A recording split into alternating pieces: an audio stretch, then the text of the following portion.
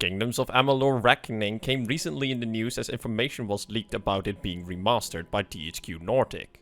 I can imagine for a fan of the game this is great news. For me, it was simply a reminder that I owned a copy of this game and still hadn't played it. I bought it a couple of years ago used and played it roughly 2 to 3 hours, but I wouldn't call that experience a complete one. As I remember it, it was an alright game, but I didn't continue playing it as my attention back then was focused on another game.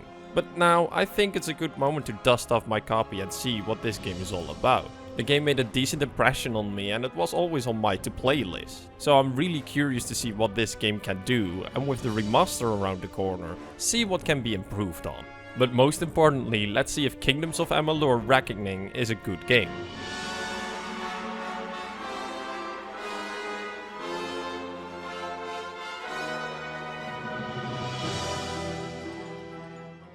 The game starts with your character being dead, which is something different for a change. During this cutscene you get to create your character in a simple yet fine character creator. After that your character gets resurrected by the Well of Souls, and soon after the laboratory is under attack and you will have to escape. Here you get a tutorial about the basics of the game and its combat. Once you escape, the quest to learn who you were before the resurrection and the mystery surrounding your newfound powers begins.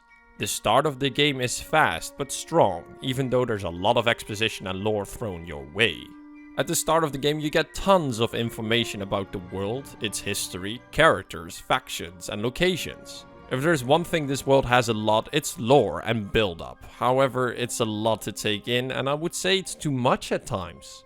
Yet, I found the world to be very interesting. The world heavily leans on the idea of fate, where everybody has a fate set in stone.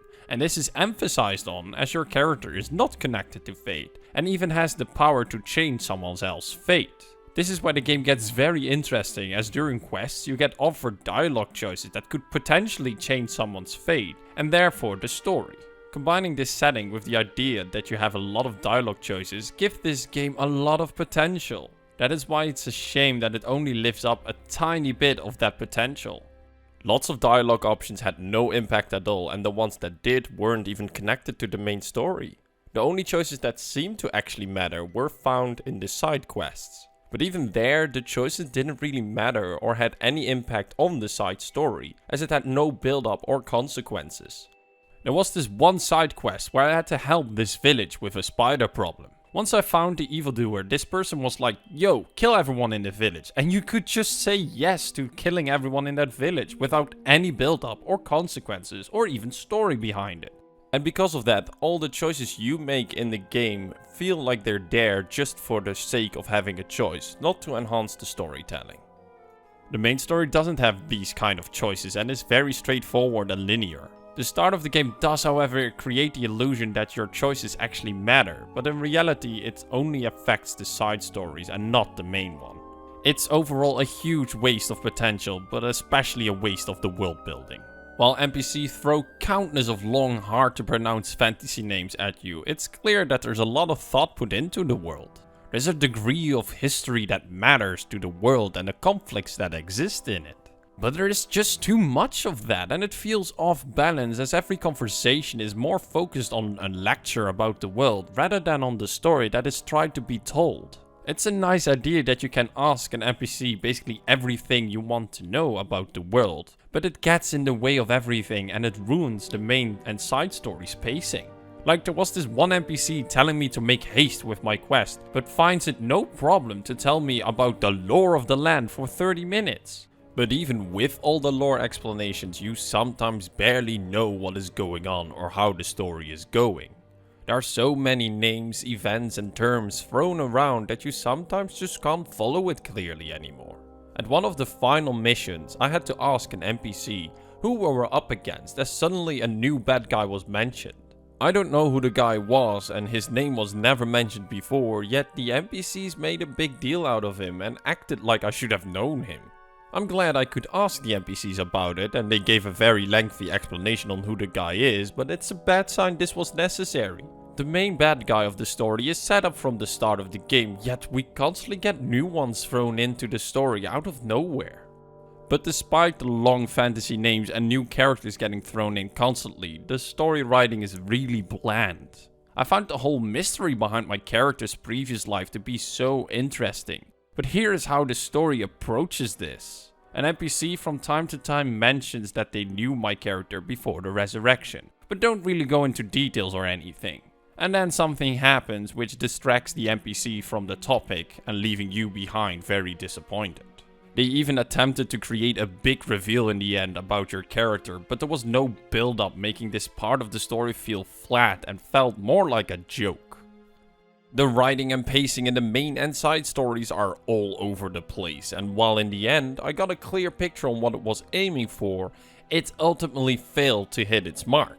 Which is a damn shame, as there was a great setup and world to be used. I really liked the visual design of the world, as it had a lot of vibrant colors and different locations. It reminded me a lot of the graphics used in World of Warcraft, and it's that kind of graphics that I imagine when talking about fantasy games. Though I would advise you to play the game in a well-lit room, and even then turn down the brightness a lot, as the game can get very flashy, especially during combat. The combat is hack and slash, but it's really shallow for the most part. It's fun at first, but it becomes really repetitive after only a couple of hours. The combat feels very static and clunky at times. You can use a shield and dodge roll, but only when you're doing nothing else. When you're laying into an enemy and see an attack coming from behind, you can't interrupt your attack animations to dodge roll out of the way. So you gotta tank the damage and get stun locked in the process, and then you have to wait till it's your turn to attack again. There are even stealth mechanics, but I rarely use them. Dungeons are not designed with stealth in mind. The enemies don't patrol the area, and there are barely any spaces to hide or room to get behind your enemy. Usually the enemy just stands around in a group waiting for you to turn the corner. The only usage of stealth to me was to sneak past a large group of enemies to save some time. It's a fun idea and the stealth system works as intended, but the game is not designed to incorporate this kind of stealth system, adding another wasted element to the pile. But overall the combat felt more like a numbers game with its leveling system, gear stats and types of weapons. But the whole stat system was out of balance and the game made it very easy to get overpowered. However, there was a clear advantage to use speed weapons rather than use your strongest weapon. Stun locking is a big part of the combat and your weapon speed determines how fast you can stun lock an enemy. But besides that, getting high combat stats is incredibly easy. You can easily buy better gear at every town, but you can get a ton of loot by killing enemies or looting even a pile of rocks. It happened multiple times that I bought a piece of gear only to swap it out for a better piece of gear that I found 1 minute later. Even on higher difficulty, the combat is barely a challenge, as it's not only too easy to get proper gear, but there are no real tactics behind the combat. No matter which difficulty you selected, you can easily stun lock enemies, prohibiting them from damaging you. Of course you can try different builds and tactics, but the game favors stun locks over everything else, making that effort feel rather pointless. And just like the story, combat has some good ideas and potential as well. You got 3 skill trees which are simply divided into one for warrior, one for rogue and one for mage. You can invest points in all 3 of them at the same time and combine them, slowly molding the combat to your liking. As you reach a higher level, you unlock more active and passive skills that can divvy up your combat style a little bit. On top of that, you got destiny cards, which give you an additional bonus stats on top of everything else. This was especially interesting as it felt connected to the lore of the world, but also encouraged you to combine the 3 skill trees to get the destiny card that suits you the best. The idea behind the leveling and combat system is good, but it works too well. You get insanely overpowered because you got tons of stats stacking on top of each other.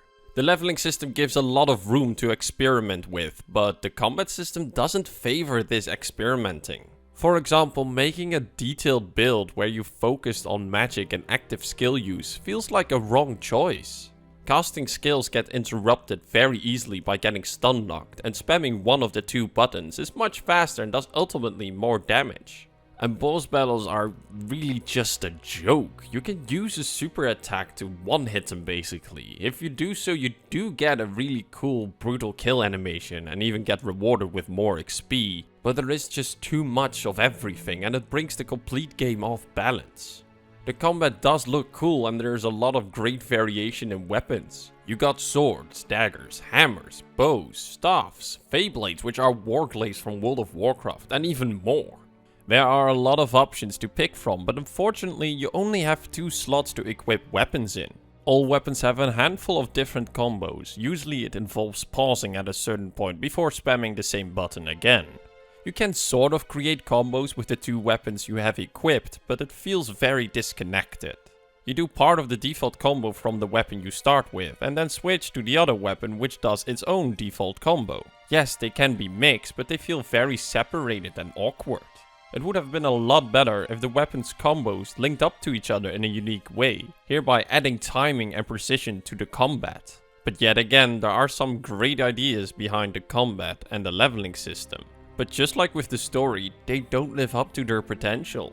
Picking a weapon was not a hard choice. The faster the weapon is, the better, and from the faster weapons you pick the strongest one. You could force yourself to play a certain way, but to me it felt like the combat didn't support that at all. Something that is also not well supported is the crafting system. Gear was easily obtained, so training blacksmithing to make my own gear seemed rather pointless. Making gems to power up gear was semi-useful, as sometimes some armor or weapon had a slot open to put one in. But overall, the skills felt very pointless to do, as you can literally buy or find everything you need to make progress in the game.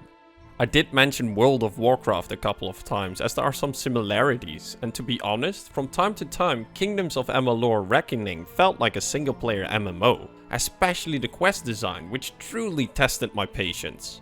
No matter if it's a side or main quest, they are all the same. You talk to a person that gives you a quest. Then you travel a very long distance to a location to kill a couple of monsters and then turn in the quest to get XP and gold. If the stories of these quests were interesting or fun, I wouldn't have minded as much. But there was no interesting story nor interaction or immersion when doing these quests, and it felt more like leveling busy work that I know from MMOs.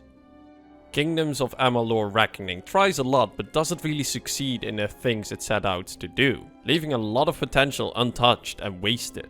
The game lands perfectly in the middle. The game is not bad but also not good. If this game was food, it would be one of those bland, dry crackers. Kingdoms of Amalur Reckoning bland feeling reminds me a lot of Bladestorm, but there the combat was at least unique, carrying the game a longer distance for me.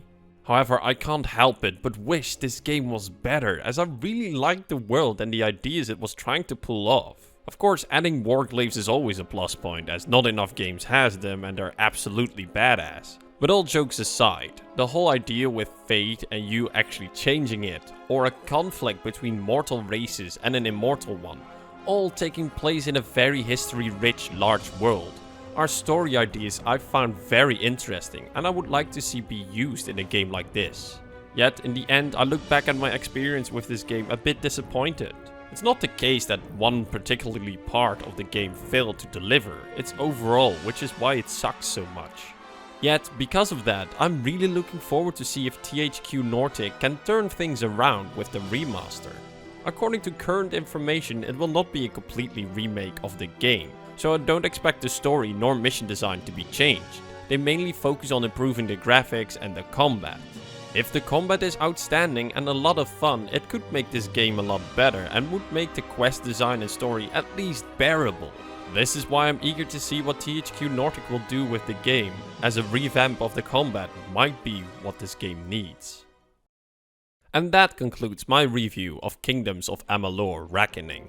I hope it was useful to you. If you already played the game, see this review as a discussion starter. You might agree or disagree with me, and I would love to hear your thoughts on the game down below.